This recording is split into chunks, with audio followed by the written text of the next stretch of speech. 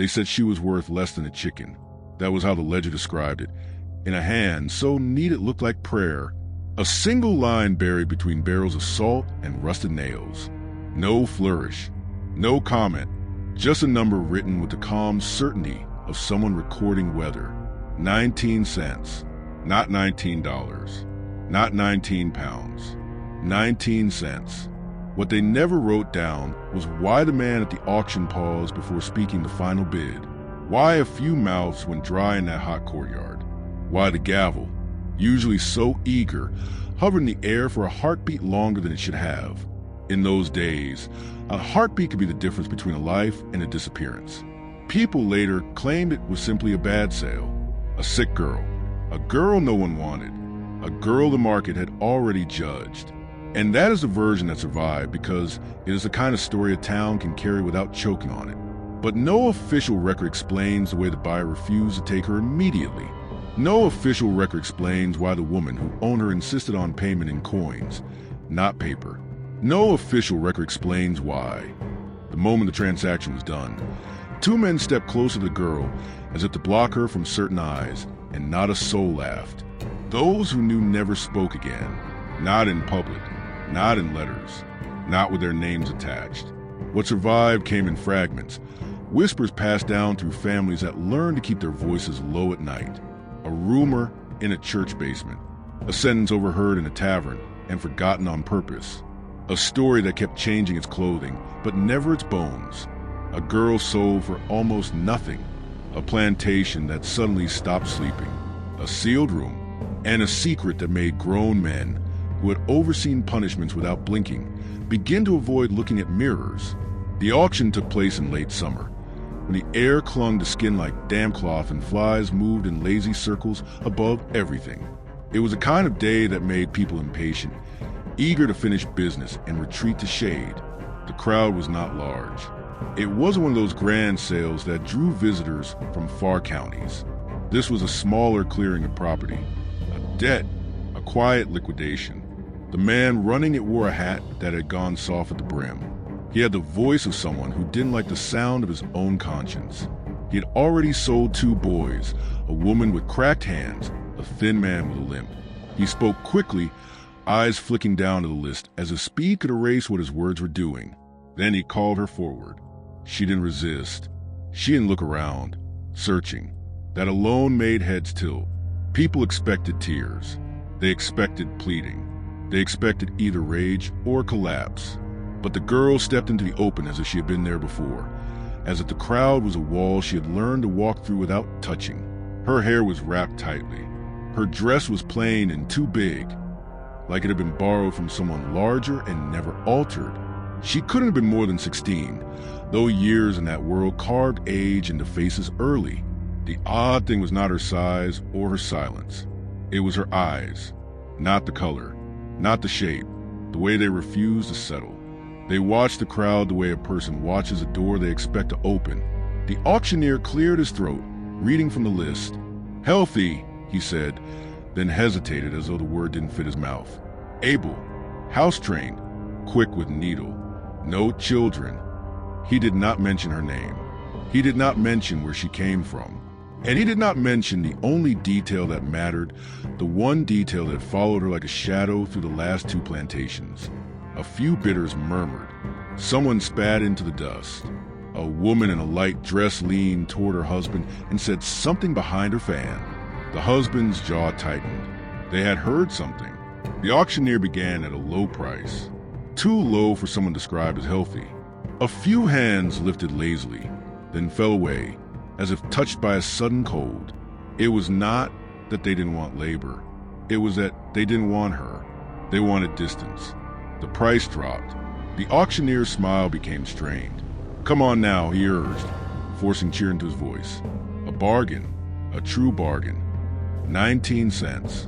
At that figure, laughter should have broken out. Laughter at the absurdity, at the misfortune of the seller, at the cheapness of human life. But the courtyard stayed quiet. The laughter didn't come. Instead, there was a strange thick stillness, like the moment before a thunderclap. Then, from the back, a man raised his hand. He wasn't dressed like the others. Not poor, but not showy. a traveling coat, boots dusted with road.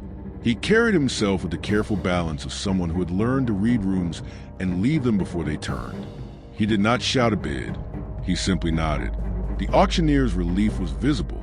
Sold, he said quickly, too quickly, slamming the gavel as if afraid the decision might be taken back by something unseen. 19 cents. Coins exchanged hands. And that should have been the end. But then the man did something no buyer was supposed to do. He didn't step forward to claim what he had purchased. He stayed where he was, staring at the girl as if he had not bought a person but a message he did not yet know how to read. The seller, a woman with a rigid spine and a mouth that held tight, shifted her weight. Her eyes flicked the crowd, then to the man, then very quickly away. That flicker was small, but it was the kind of movement fear makes. The traveling man finally spoke, voice low. "What's her name?" The auctioneer looked down at the paper, as if expecting the answer to be printed there. It wasn't. He cleared his throat again. "She answers to Eliza," he said, and the word sounded like an afterthought, like a name chosen for convenience. The girl did not react. The man took a slow breath. "Does she have any marks?" he asked. The seller's lips tightened. "She's paid for," she said. "Take her and be done." But the man didn't move. He asked again, softer, "Does she have any marks?" This time, an older black man standing near the edge of the yard, someone forced to attend, someone whose presence was part of the inventory, shifted. His eyes met the girl's for a fraction of a second, then dropped. It was a warning without words. The traveling man noticed it. He stepped forward, slowly, carefully, as if approaching an animal that could bolt. The girl watched him, not with fear, with something worse. Recognition. The man stopped a few feet away. "Where are you from?" he asked her. The seller snapped. "She's from wherever I say she's from." But the girl spoke. Her voice was soft, almost calm. "I'm from a room," she said. A small sound passed through the crowd. Not a gasp, not exactly. More like people exhaling, without realizing they had been holding their breath. The man's face tightened. "What room?" The girl's eyes didn't blink. "A sealed room." No official record explains what happened next, because the people writing records did not write down the moments that made them afraid. But those who were there later told it like this. The traveling man's hand shook once, barely. He glanced to the seller. The seller's gaze went hard. "Don't listen to her," she said quickly. The first crack in the girl's eyes shifted just slightly toward the seller. And for the first time, something like emotion surfaced. Not anger, not grief, a quiet certainty. "She locked it," the girl said. The courtyard went still. The auctioneer laughed nervously. Now, he said, trying to smooth it over. "All girls say things." But the traveling man cut him off. "Who locked it?" he asked. The girl's gaze didn't leave the cellar. "She did," the girl whispered, "and she kept the key in her Bible." That was when the seller moved, not toward the girl, toward the auctioneer, toward the ledger, toward the paper, as if paper could be destroyed fast enough to save her, as if ink could be erased before it could accuse. Those who knew never spoke again, and in that moment, you could almost see why, because the truth was not in the girl's words alone. It was in the way the adults reacted to them. The traveling man stepped back. His eyes scanned the crowd, faces avoiding his, hands suddenly busy, mouth suddenly dry. He understood something the crowd had known before he arrived. He understood why the price had fallen so low, why no one wanted her, why the sale had been rushed. This wasn't a bargain. This was disposal. The seller had not been trying to profit. She had been trying to get rid of a witness. The traveling man looked at the girl again. "Can you walk?" he asked. The girl nodded once. He reached into his coat and pulled out something small, cloth maybe, or a scarf, and held it out to her. A human gesture in a place built to crush such gestures.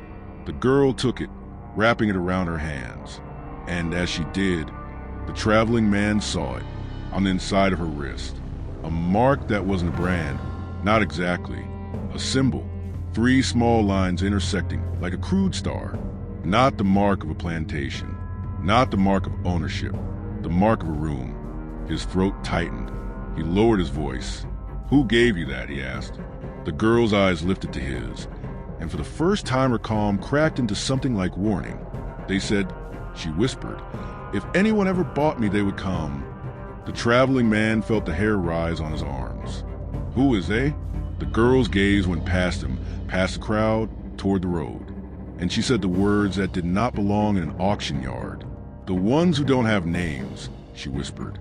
"The ones who keep the room sealed." And then, from somewhere beyond the courtyard, a sound carried in. Not a shout, not a gunshot. A slow creak, like a wagon stopping, like a wheel settling into dirt. The crowd shifted as one, faces turning toward the entrance. And the seller, so rigid, so controlled, went pale, because whatever she had tried to sell for 19 cents had finally been found. The wagon at the entrance wasn't grand. It wasn't even new. It was the kind of wagon that could belong to anyone, a farmer, a trader, a family moving on. Its plainness was its disguise. In a world where cruelty often traveled openly, the most dangerous things learned to look ordinary. Two men sat on the bench. One held the reins. The other did not move at all, as if he had practiced stillness like a discipline. Their hats shaded their faces. Their coats were dark despite the heat. No badges, no insignia, no reason for a crowd to fear them. And yet the fear moved anyway, like a cold wind passing through a room. The traveling man, who had just paid 19 cents and suddenly understood he had bought more than labor, kept his body angled between the girl and the entrance. It was a small act, almost meaningless, and still it mattered, because it was the first time that day someone had tried to block her from being taken. The seller's voice snapped. "The sale is done," she said too loudly, as if volume could turn law into reality. "She's gone." The wagon men did not answer. The one holding the reins tilted his head slightly, a gesture that could have been polite if it hadn't felt like measurement. The other man's gaze moved, slow and flat, across the crowd. People looked away as if caught doing something shameful. Those who knew never spoke again, but the ones who didn't know felt it in their bones. This wasn't a normal visit. The auctioneer tried to laugh. "Gentlemen," he called, performing friendliness, "are you here to bid?" No response. The second man, still silent, shifted his attention to the girl. It wasn't a hungry look.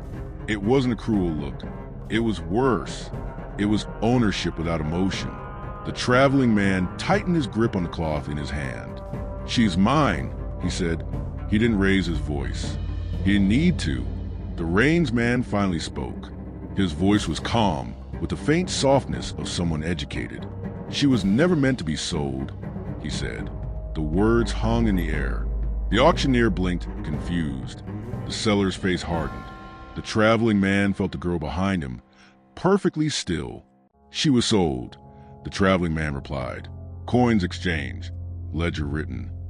The reinsman's mouth curved, barely. "Ledgers can be rewritten," he said. "So can people." The traveling man's stomach tightened. "Who are you?" The reinsman glanced at the auctioneer, then the seller, then back to the traveling man. "People who clean up mistakes," he said. No official record explains what happened in that next moment, because if it were written plainly, it would reveal something many towns pretended not to see. There were systems inside systems, laws that existed beside other laws, orders that outranked the visible ones. The seller stepped forward, her voice lowered. "It was a simple sale," she said, forcing steadiness. "Take your complaint elsewhere." The silent man in the wagon finally spoke. Just one sentence, quiet as dust. "You kept her too long." The seller froze. That sentence was not accusation. It was a verdict. The crowd didn't understand the words, but they understood the shift. The seller was no longer in control. She had been judged by someone she feared. The traveling man turned slightly, enough to glance at the girl. Her eyes were locked on the wagon, not with fear, with resignation, like someone watching the return of something inevitable. The traveling man made a decision in the space between breaths. He reached into his coat again and pulled out a folded paper, an old pass, stamped. Proof of travel, proof of permission, proof in that world that a man could move without being questioned too closely. He held it up. "I'm taking her out of this county," he said. "Today."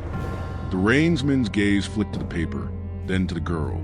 "You won't make it past the river," he said. The traveling man's jaw tightened. "Is that a threat?" "It's information," the rainsman replied. "She carries something, and it belongs to people who don't let go." The seller's voice rose again, brittle now. "She carries nothing," she snapped. "She's nothing. That's why she stopped herself. Too late. The word nothing hit the air like a lie. The traveling man took a slow step forward, holding the girl's wrist up gently, showing the mark. 3 intersecting lines. A crude star. The rainsman's eyes narrowed. The seller's breath caught. The traveling man spoke softly.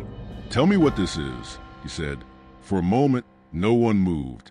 Then, from the edge of the crowd, that older black man, the one whose eyes had warned, cleared his throat. It was a small sound, a dangerous sound. He didn't speak loudly. He didn't address the crowd. He addressed the ground. "That's a room mark," he said. Silence.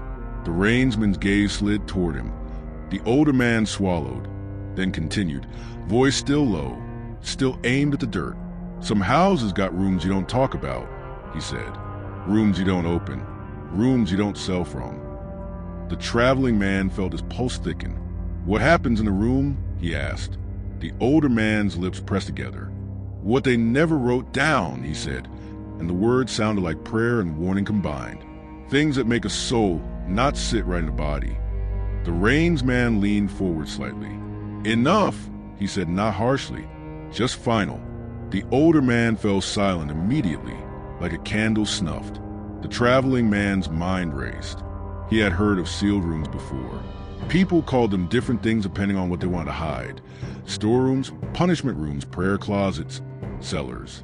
But the tone in the older man's voice had carried something else. Something ritual. Something organized. Something that required secrecy. The traveling man looked at the girl again. "What did you see?" he asked her. The seller shouted, "Don't ask her that." The girl's gaze didn't flicker. Her voice was soft, as if she were speaking into a pillow. "I saw names," she said. The traveling man's throat tightened. "Names of who?" The girl took a breath. "Names of men who prayed loud on Sunday," she whispered. "Names of men who spoke kind in daylight." The crowd shifted. A woman clutched her purse. A man cleared his throat too hard. The rainsman's expression didn't change, but his fingers tightened on the reins. "That's enough," he said again. The traveling man felt something settle into place. The mark, the fear, the disposal sale, the wagon. It wasn't just that the girl had been in a hidden room. She had seen something powerful people didn't want seen. "Why was she locked away?" he asked. The girl's eyes drifted, as if watching memories move across a wall. "Because I listened," she said. "Because I remembered. Because I didn't forget what they said when they thought no one was there." The traveling man's skin went cold. "What did they say?" The girl's voice dropped further. "They said the room keeps things clean," she whispered. "They said the room makes sin disappear." No official record explains that phrase. It shouldn't exist. It shouldn't be spoken. It shouldn't be attached to anything that could be traced. But it was spoken, and it changed the air. The traveling man looked at the seller. "You locked her in a room so she couldn't speak," he said. The seller's eyes flashed. "You don't understand," she hissed. "You don't understand what she is." "What she is," the traveling man repeated. The seller's lips trembled, then hardened again. "She's a reminder," she said, "a mistake that grew teeth." The traveling man turned back to the wagon. "You're here to take her," he said. The reins man didn't deny it. "We're here to return what was stolen," he said. "Stolen," the traveling man echoed. The reinsman's gaze flicked to the girl's wrist. "That mark isn't ownership," he said. "It's containment." The traveling man's mouth went dry. "Containment of what?" The reins man stared at the girl for a long moment, then spoke with quiet certainty. "Of what she knows." A beat. Then the silent man in the wagon added, almost lazily, and of what she is. The traveling man felt the girl behind him shift for the first time. A tiny movement, a tremor, the cloth in her hands tightened. He turned to her. "What do they mean?" he whispered. The girl's eyes lifted to his, and in them was something he hadn't seen before. Not fear, not resignation. A plea. "Don't let them put me back," she whispered, "because the room isn't empty anymore." The traveling man's heart slammed. The reins man straightened. "Step aside," he said, voice still calm. "This doesn't concern you." The traveling man didn't move. "I paid," he said. "She comes with me." The reins man sighed as if dealing with a stubborn child. "You paid a woman who was trying to save herself," he said. "You paid for a problem she couldn't bury fast enough."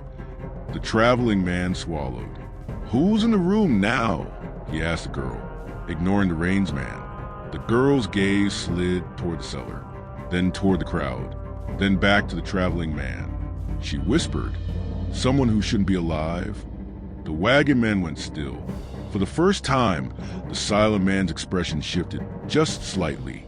A flicker, like a crack in glass. The reinsman's voice lowered. "What did you say?" The girl repeated it, barely audible. "Someone who shouldn't be alive." And in that moment, the traveling man understood the true danger. It wasn't just that she had seen secrets. It was that she had touched the edge of something that didn't belong to daylight. Something that, once disturbed, would demand to be sealed again. The reins man lifted the reins, the wagon creaking forward an inch. "Last chance," he said softly. The traveling man's mind screamed to run, to step aside, to let the invisible machinery of this world reclaim its property. But the girl's hands trembled in the cloth. Her eyes held his with a kind of desperate dignity. "Please," she whispered, "I'll tell you everything, but not here." The traveling man made a choice he couldn't take back. He grabbed her wrist, not hard, just firm, and pulled her toward the side gate, away from the wagon's path. The crowd parted instinctively, not helping, but clearing like water around a stone. The seller shouted, "Stop them!" But no one moved, because fear is contagious, and nobody wanted to be the one who touched the story. The traveling man and the girl slipped through the gate. Behind them, the wagon rolled forward with slow inevitability, not chasing fast, chasing certain. And as they reached the road, the girl whispered something that made the traveling man's blood turn cold. "They know your name now," she said. "And once they know your name, they don't stop." They ran without looking back, not because they believed speed could outrun what had already been set in motion, but because the body does what the mind refuses to accept. The road beyond the auction yard was a ribbon of dirt bordered by fields and scrub trees, the kind of road that made every sound travel far. The girl's feet moved quickly, surprisingly steady. She did not stumble. She did not cry out. She ran like someone who had practiced escaping inside her head for years. The traveling man kept his grip on her wrist, guiding her through the shallow ditch, behind a line of wagons parked near a feed store. He pushed open the back gate of a small stable, the smell of hay and animal sweat swallowing them like a curtain. Inside, it was dim. The girl leaned against a wooden wall, and finally exhaled, a sound that was not relief but containment, like a vessel trying not to crack. The traveling man listened. Outside, the world continued. Voices, footsteps, a distant laugh. Life pretending nothing unusual was happening. Then, faintly, the creak of a wagon wheel turning. Closer, the traveling man's pulse thudded in his ears. He turned to the girl. "Tell me," he whispered. "What are they?" The girl's eyes moved in the darkness, not settling. "They're not law," she said, "but law moves to them." The traveling man swallowed. "Who sent them?" The girl hesitated, and in that hesitation, you could feel the weight of years pressing down. Not because she didn't know, because saying it out loud made it more real. "The men with clean hands," she whispered. "The men who keep records and then burn the pages." No official record explains the existence of such men. It wouldn't. Official records were their weapon, their mask, their shield. The same paper that could declare a person property could also erase a person entirely. The traveling man leaned closer. "Start from the beginning," he said. Where did you come from? What room? The girl's mouth tightened. It wasn't always a room, she whispered. It was a place they built slowly. The traveling man waited. The girl took a breath. The first house I remember had a pantry, she said. Just a pantry. But the pantry had a wall that didn't sound right when you knocked. The traveling man felt his skin crawl. She continued, voice steady, almost flat. I was little. They'd send me in to fetch jars, and I'd feel air moving where it shouldn't, like someone breathing behind wood. The traveling man's throat tightened. Was someone there? The girl nodded once. Not at first, she said.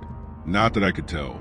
But then one day, I heard someone whispering in there, whispering prayers. The traveling man stared at her. Prayers. The girl's eyes flicked up. Not church prayers, she whispered. Not God prayers. Prayers that sounded like bargaining. She paused, then added. And they weren't whispered to heaven. Outside the stable, a hoof scraped. A voice called distant. The wagon creaked again, slower now, like it was circling. The traveling man's mind tried to hold the story, but it kept sliding away, like trying to grip smoke. Why you? He asked. Why lock you away? The girl's lips pressed together. Because I listened, she said again, because I didn't fall asleep when they thought I did. The traveling man felt a chill. What did you hear? The girl closed her eyes. When she opened them again, her gaze had changed.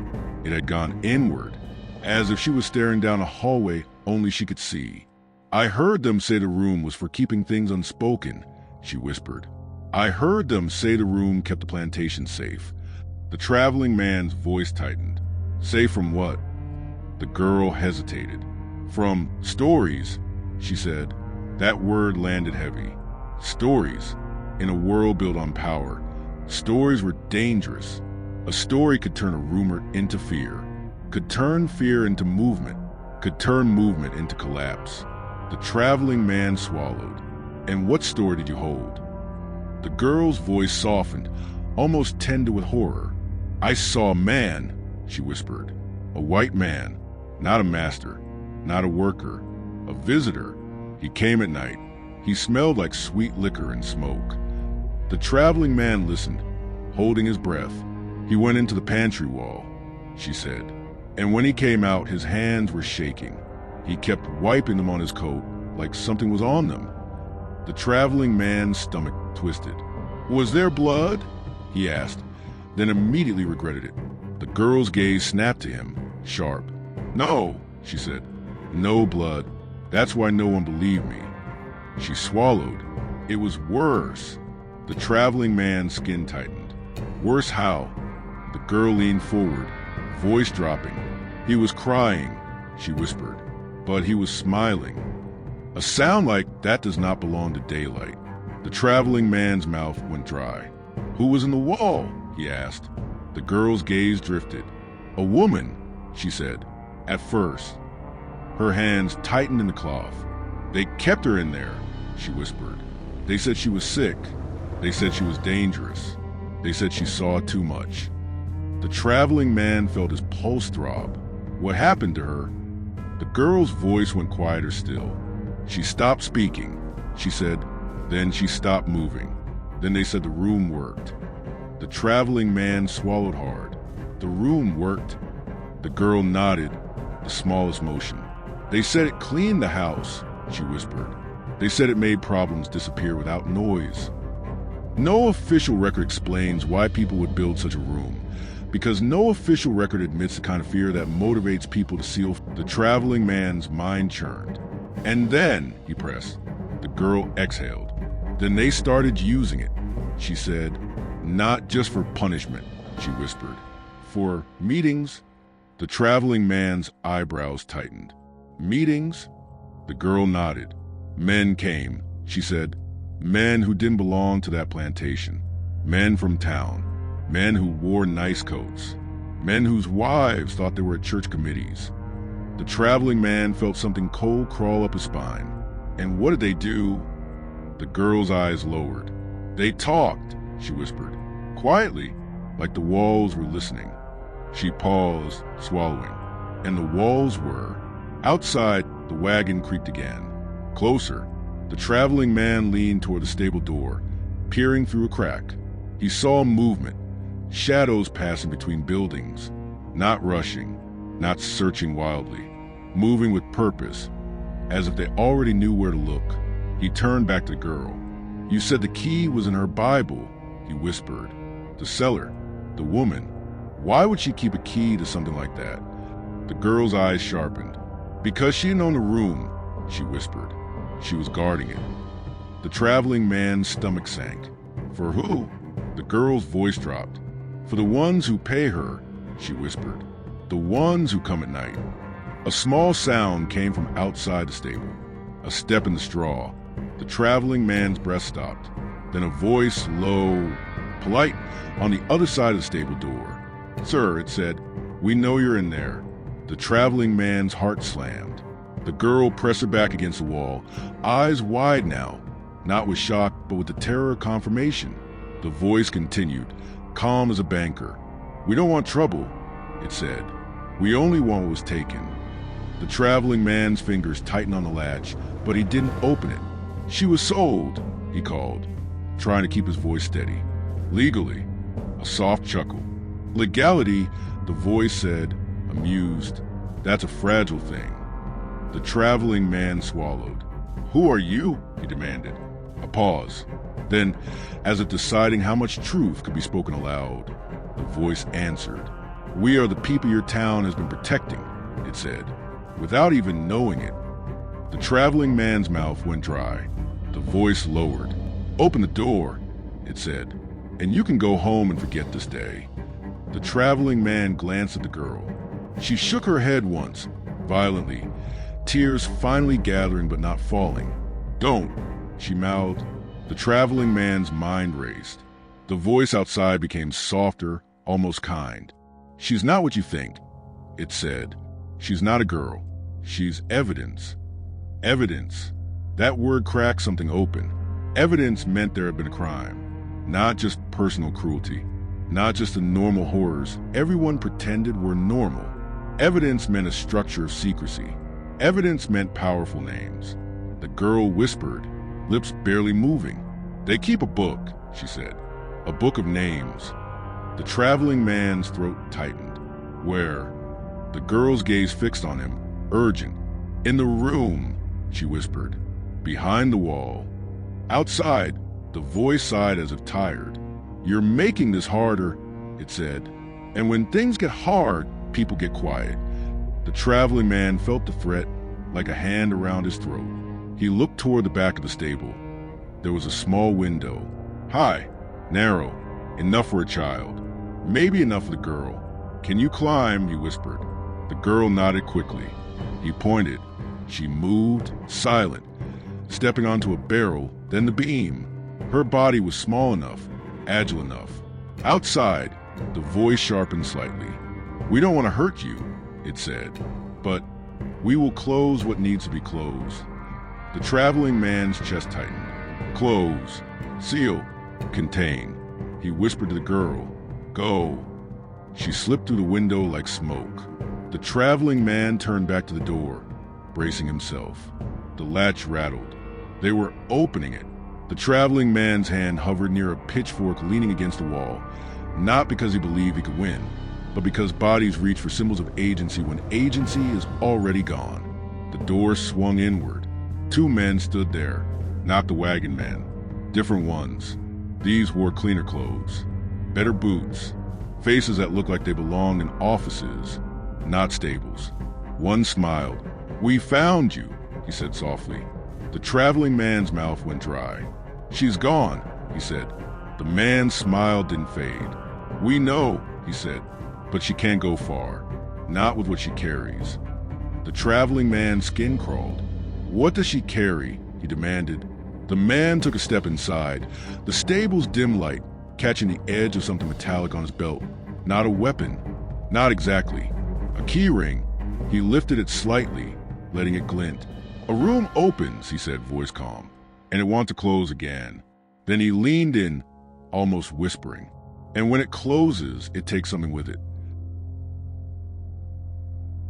The traveling man didn't remember deciding to run. He only remembered the sudden rush of air in his lungs and the sound of his own boots hitting straw. He shoved past the smiling man, shoulders slamming into him hard enough to make him grunt, and bolted out into the sunlight. The courtyard beyond had shifted into a tense stillness. People stood in clusters, pretending not to watch. The auctioneer was gone. The seller was gone. Doors were half closed, faces peering from behind curtains.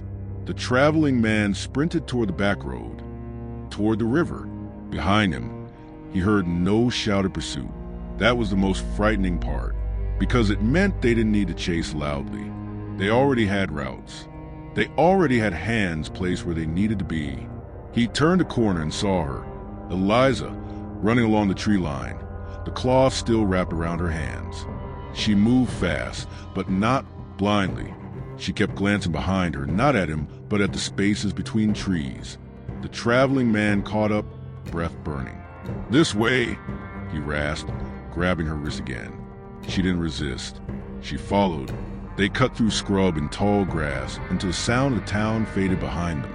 Ahead, the river shimmered through the trees, wide, slow, carrying secrets down to places that didn't ask questions.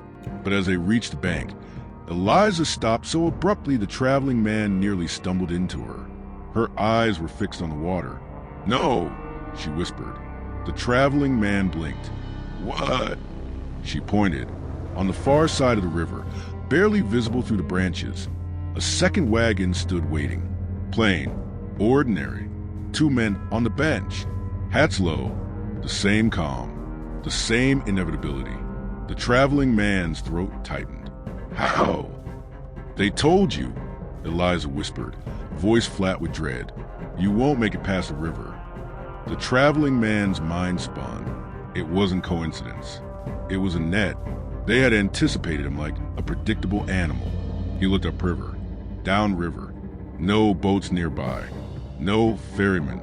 The water was too wide to swim safely, too slow to hide movement. The river, instead of being an escape, was a boundary, a line the sealed room men had already claimed. The traveling man's mouth went dry. "Then we go around," he said. Eliza shook her head. "The road is theirs," she whispered. "The church is theirs. The sheriff is theirs." The traveling man stared at her. "How do you know?" Eliza's eyes lifted, and for a moment they looked older than her face. "Because I heard them," she said. "Because they talk like the world belongs to them." She looked toward the trees. "Because they said my name like it was already written in their book." No official record explains a book, but there was always a book. In every system that hides its own sin, there is a list. Names, dates, transactions, not for justice, for control. Eliza's voice dropped. "They keep a ledger of rooms," she whispered. "Rooms in houses, rooms behind walls, rooms below floors. And in each room, something is kept quiet." The traveling man felt his skin crawl. "What's in the rooms?" he asked. Eliza's gaze flicked to him. "People," she whispered, "and secrets that don't die when people do." A branch snapped behind them. They froze. The traveling man turned slowly. Nothing, just trees. But then another sound, soft footsteps in leaves. Not rushing, closing in. Eliza's hands tightened in the cloth. "They're here," she whispered.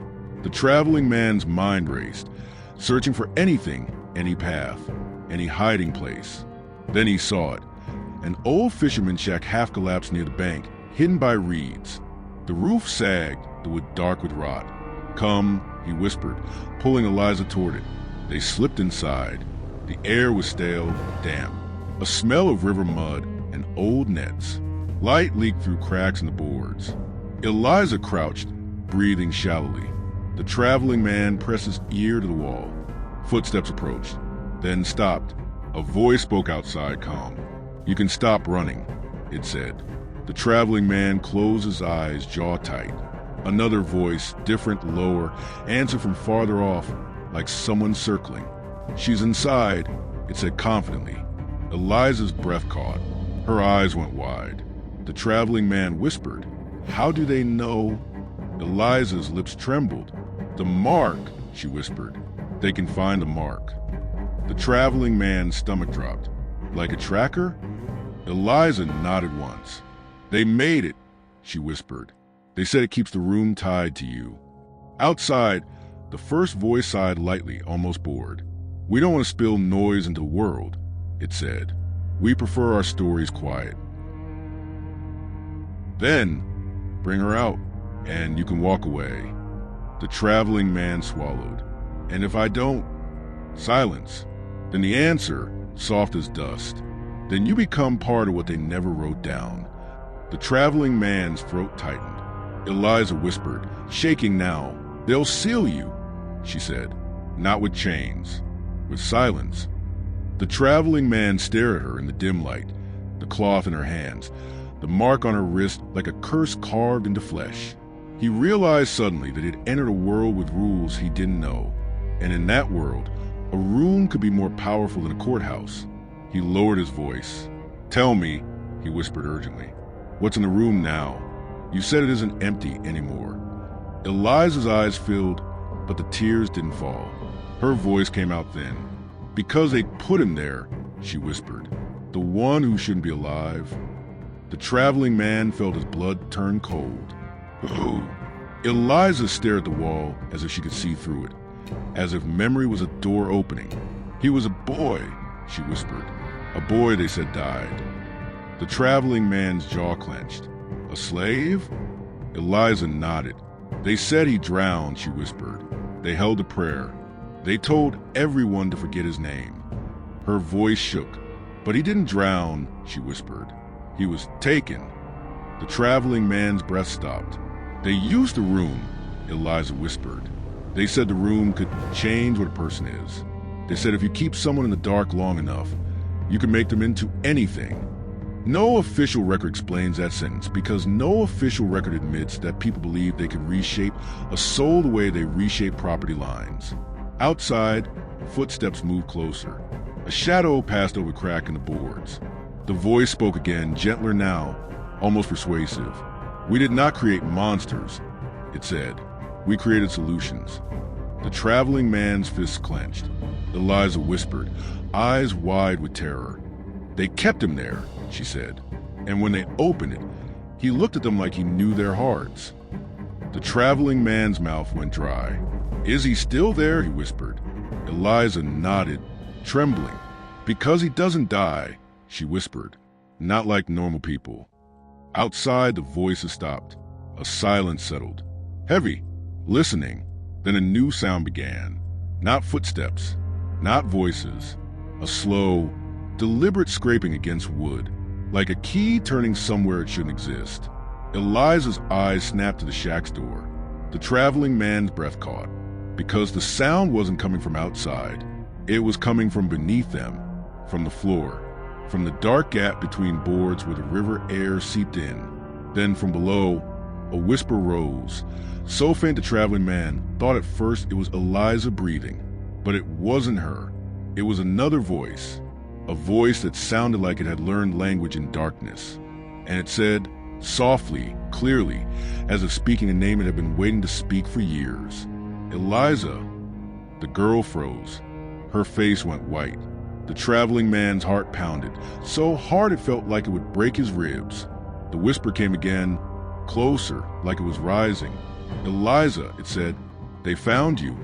The traveling man stared at the floorboards. Eliza's lips trembled. "He's here," she whispered. The traveling man's mouth went dry. "In the shack?" Eliza nodded slowly, eyes fixed downward, horror and recognition mixing. "The room follows," she whispered. "Once you open it, it doesn't stay behind." No official record explains what happened next, because what happened next was the kind of thing that, if written, would make a reader close a book and look over their shoulder. The floorboard shifted, not breaking, not exploding, just moving, slightly, like something beneath them pressing upward with patient strength. The traveling man backed away, pulling Eliza with him. Outside, the voices returned, but now they sounded strained, almost urgent. Step away from the floor. One man called, the calm finally cracking. Another voice, sharper, answered, "Close it. Close it now." Eliza's eyes widened. "They're scared," she whispered, almost disbelieving. "They're scared of him." The traveling man's skin crawled. "Who is he?" he demanded. Eliza's voice was barely audible. "The one they tried to erase," she whispered. "The one who learned their names in the dark." The floorboards lifted again, just enough for a thin line of blackness to appear. And from that blackness, a hand slid upward, not rushing, not trembling, a hand steady as a promise. Then a voice rose from the gap, low, calm, and wrong in a way the human voice should never be. It spoke softly, as if sharing a secret. What they never wrote down, it said, is that the room remembers. And in that moment, with men outside panicking, with the river shining like a witness, with the shack holding its breath, the traveling man understood the rupture. The story was never only about a girl sold for 19 cents. It was about what had been sealed behind walls. So long it had learned how to come out. And once something like that is unsealed, it does not go back in quietly. It only asks one question: who will be sealed next?